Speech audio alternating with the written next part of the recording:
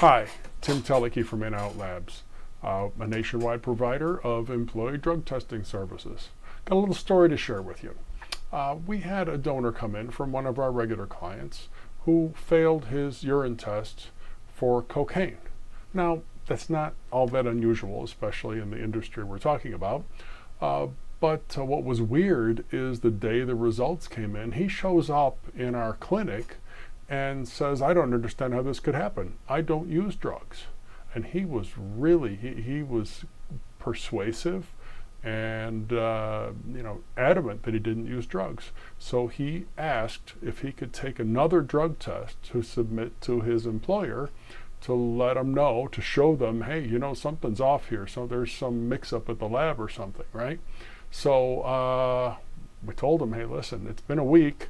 Cocaine leaves your system in a couple of days. If you haven't used, you're probably going to pass.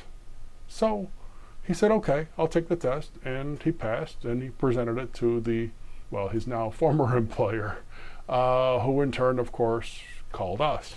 Said, well, what do I do? Said, well, it's up to you. Do you really want to keep this guy? I said, well, yeah, we'd like to give him a chance. I said, all right, so here's what you can do. I explained the detection window that goes with urine and cocaine. I said, if you really want to make sure, let's run a hair test. So we conducted a hair test, and guess what? He didn't pass. He failed not only for cocaine, but also for marijuana. Okay?